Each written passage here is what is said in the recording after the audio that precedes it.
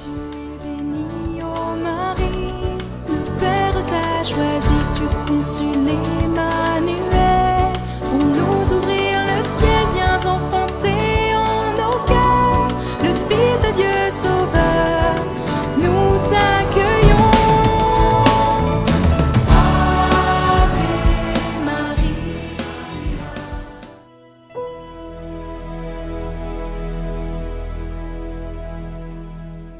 Lecture du Cantique des Cantiques. La voix de mon bien-aimé, c'est lui, il vient. Il bondit sur les montagnes, il court sur les collines. Mon bien-aimé, pareil à la gazelle, au faon de la biche. Le voici, c'est lui qui se tient derrière notre mur. Il regarde aux fenêtres, guette par le treillage. Il parle, mon bien-aimé, il me dit « Lève-toi, mon ami, ma toute belle, et viens. » Vois, l'hiver s'en est allé, les pluies ont cessé, elles se sont enfuies. Sur la terre apparaissent des fleurs, le temps des chansons est venu, et la voix de la tourterelle s'entend sur notre terre. Le figuier a formé ses premiers fruits, la vigne fleurie exhale sa bonne odeur. Lève-toi, mon ami, ma toute belle, et viens. Ma colombe, dans les fentes du rocher, dans les retraites escarpées, que je vois ton visage, que j'entende ta voix est douce et ton visage charmant.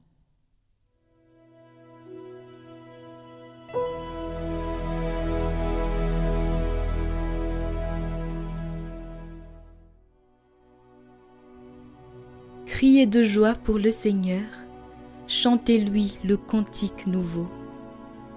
Rendez grâce au Seigneur sur la cithare, jouez pour lui sur la harpe à 10 cordes.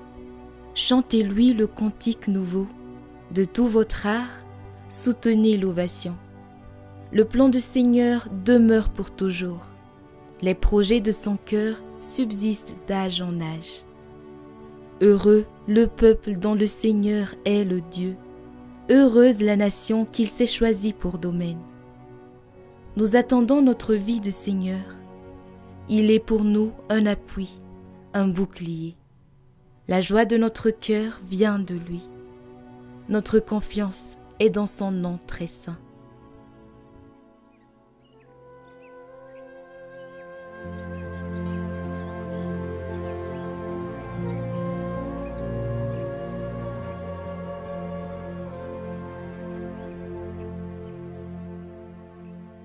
Évangile de Jésus-Christ selon saint Luc.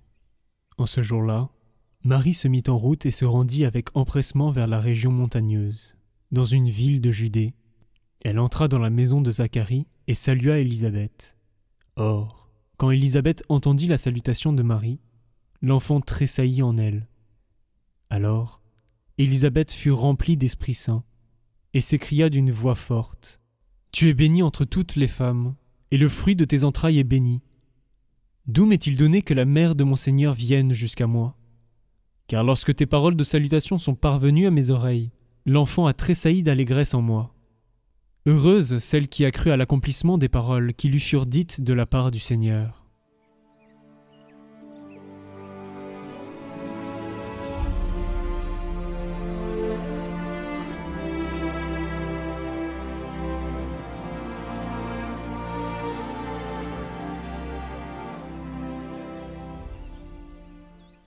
L'évangéliste raconte que Marie se leva et alla en hâte vers Élisabeth. Non pas inquiète, non pas anxieuse, mais en hâte, en paix. Elle se leva en geste plein de hâte.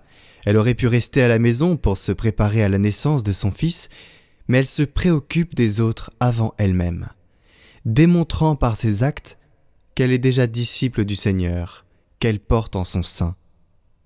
L'événement de la naissance de Jésus a commencé ainsi, par un simple geste de charité. En effet, la charité authentique est toujours le fruit de l'amour de Dieu. L'évangile de la visite de Marie à Élisabeth que nous avons entendu aujourd'hui nous prépare à bien vivre Noël, en nous communiquant le dynamisme de la foi et de la charité. Ce dynamisme est l'œuvre de l'Esprit Saint, l'esprit d'amour qui a fécondé le sein virginal de Marie et l'a poussé à se mettre au service de sa parente âgée. Un dynamisme plein de joie, comme le montre la rencontre entre les deux mères, qui est un hymne de joyeuse exultation dans le Seigneur, qui accomplit de grandes choses avec les petits qui se confient à lui.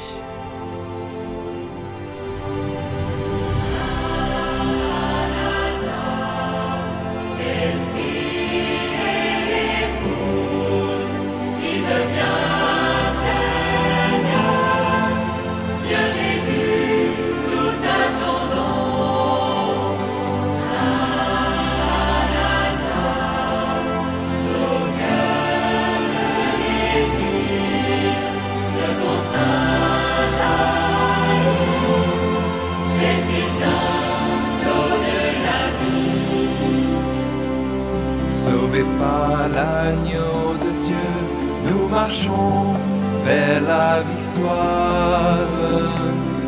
L'ancien monde s'en ira, plus de mort, tu es la vie.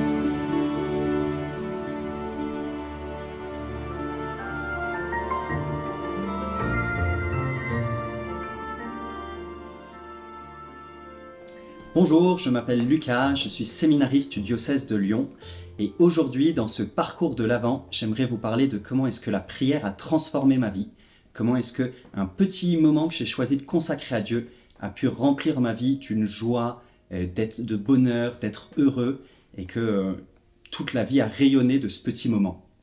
Alors cette petit moment, cette petite anecdote que j'aimerais vous raconter, elle se passe après le bac, alors que je commence des études de chimie. Et je vis une période un peu difficile parce que dans la famille, j'ai mon papa qui est gravement malade, je me remets beaucoup en question. À l'école, ça va bien, mais je me demande le sens de ce que je fais, pourquoi est-ce que je fais ça. J'ai des amis, ça me questionne aussi beaucoup sur qu'est-ce que c'est qu'une bonne amitié, qu'est-ce qu'il faut faire pour avoir vraiment des bonnes amitiés qui nous font grandir. Et au milieu de tout ça, je découvre une petite chose, c'est que sur mon vélo, j'ai 30 minutes de vélo pour aller à l'école, et sur mon vélo, je remâche ce qui va pas. Et ça fait que j'arrive à l'école, je suis amer, je suis triste, je suis en colère, telle personne m'énerve, ce projet, il me semble insurmontable, bref, ça va pas. Et en fait, je prends une petite décision, je me dis, voilà, je prends 5 minutes sur ce vélo pendant ce trajet pour prier Dieu, pour prendre ce temps pour lui, pour prendre une dizaine de chapelets. Et ces 5 minutes, ça va, je peux le faire. Dans ma journée, 5 minutes, c'est pas grand-chose. Et donc je prends 5 minutes pour prier, et ces 5 minutes transforment ma vie parce que je me rends compte, après coup, que en arrivant à l'école, en fait, je suis dans la joie, je suis plus patient. Telle personne qui m'énervait, en fait, elle m'énerve pas tant que ça. Ce projet qui me semblait insurmontable, en fait, on va y aller doucement, petit à petit, et ça va se résoudre. Et en fait, ces 5 minutes deviennent 10 minutes, deviennent 20 minutes, deviennent une demi-heure. Cette dizaine devient 2 dizaines, devient un chapelet. Et progressivement, Jésus prend de plus en plus de place, j'apprends à le découvrir, j'apprends à l'aimer. Et en fait, il me remplit de joie. Et je me rends compte que cette joie, ça me donne envie d'aimer, de servir, d'être saint. Et c'est ce que j'aimerais vous souhaiter vous aussi, de pouvoir vivre pendant ce parcours de l'Avent. Que la prière transforme votre vie pour que vous souhaitiez vous aussi devenir saint. Merci beaucoup et je vous souhaite une bonne montée vers Noël et d'être béni. Amen.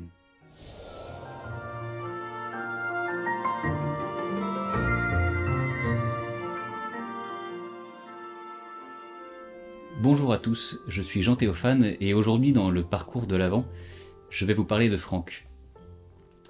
Voilà, Franck était un paroissien fidèle de la paroisse de Montélimar où je suis tous les week-ends. Il avait environ 45 ans et on le voyait tous les dimanches à la messe. Il était arrivé il y a peu sur la paroisse, un peu par hasard, et il avait été séduit par cette communauté. Il avait, après un temps d'apprivoisement, trouvé pleinement sa place dans notre communauté paroissiale. Et voilà, il était tout heureux de dire qu'il avait été un des premiers à voir l'échographie du premier enfant d'un jeune couple de la paroisse, arrivé à peu près en même temps que lui. Voilà.